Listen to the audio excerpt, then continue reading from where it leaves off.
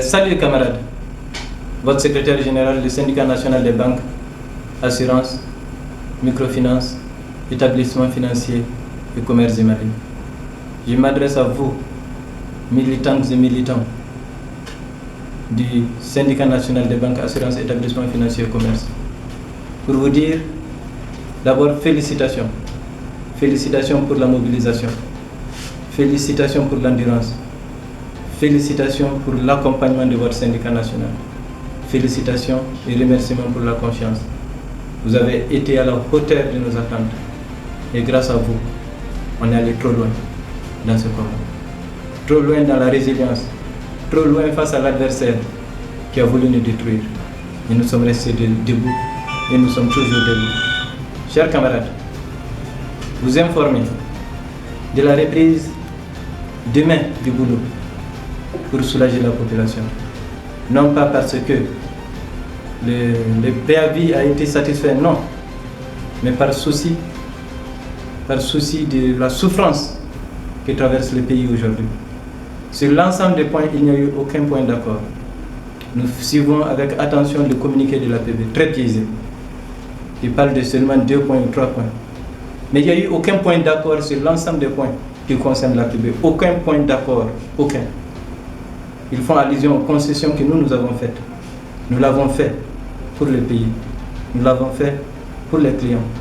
Nous l'avons fait pour nos entreprises. Malgré ces concessions, aucun point, je dis bien aucun point de satisfaisant n'est ici de ces négociations-là. Nous prenons à témoin le ministère du Travail à travers la Direction nationale du travail. Nous avons fait des concessions, il ne restait que 3 points après ces concessions-là, où nous avons demandé à l'APB de revoir. Et ces 3 points, parce que tout simplement, aucun des points n'a un impact ni budgétaire, ni un impact social, aucun impact sur nos entreprises, sur l'économie nationale. Au contraire, s'il y a un impact, ça ne peut être que positif sur l'économie nationale. Ces 3 points, il s'agit, 1, des prestataires de services, un point de droit que nous avons demandé à l'APB de respecter, notamment l'article L313 du Code du travail. L'APB s'est permis, face à l'État, les représentants de l'État, pour dire qu'ils ne sont pas prêts à appliquer une disposition de la loi. Ils refusent d'être légalistes.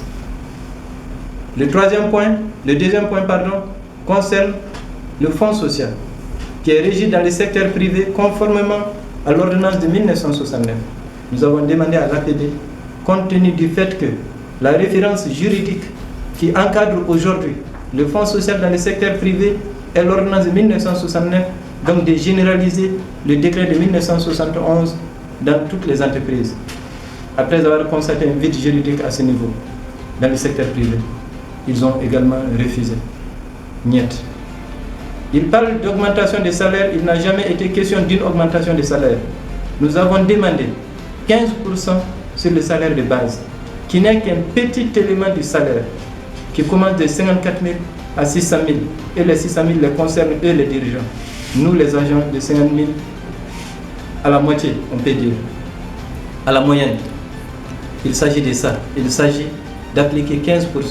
En appliquant 15% sur 54 000 par exemple, ça fait 8 500 francs d'augmentation pour quelqu'un qui est de cette catégorie-là. Et sur les 8 500, il faut déduire l'ITS, l'INPS, enfin, toutes les impositions. La personne se retrouve avec une augmentation de 5 000 francs net sur son salaire. Voilà ce que l'APB a refusé, sous prétexte qu'ils ont augmenté 30% de 2018 à maintenant. L'État en a fait combien de 2018 à maintenant? Ils n'ont qu'à s'amuser à faire le calcul. De 2018 à maintenant, l'État a fait plus dans le secteur privé. Donc, comparaison n'est pas raison. Nous disons tout simplement que l'histoire nous a donné raison. Voilà des partenaires qui ont refusé d'abord de s'asseoir sur la table de négociation en conditionnant le préavis de grève, en mettant des conditions sur le préavis de grève, ce qui est anachronique dans l'histoire du syndicalisme. En syndicalistes responsables, nous avons accepté d'éliminer les points conformément à leurs recommandations pour qu'ils viennent s'asseoir. Ils sont venus s'asseoir et ils ont boudé plusieurs réunions, notamment la réunion du lundi organisée par la Direction nationale du travail, annulée à la dernière minute. où certains de nos militants sont restés là-bas, poireautés, en train de les attendre.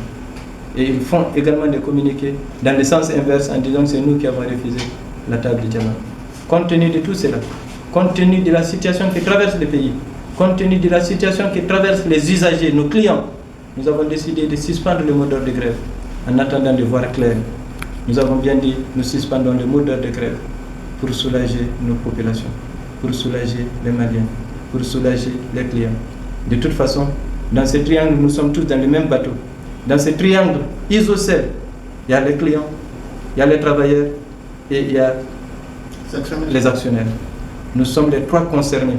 Et ce sont les trois qui souffrent, pas eux les dirigeants, qui sont payés à des millions, 5 millions, 10 millions d'autres par mois, s'il vous plaît. C'est de cela qu'il s'agit. Et ils s'en fichent de ce pays. C'est ce que nous avons compris. Nous, on se soucie de ce pays. Nous allons suspendre le mot d'ordre de grève pour permettre à nos usagers de souffler et de faire face aux besoins quotidiens en attendant que les autorités ne prennent leurs responsabilités. Nous vous remercions. Merci, ensemble nous sommes forts et nous nous battons.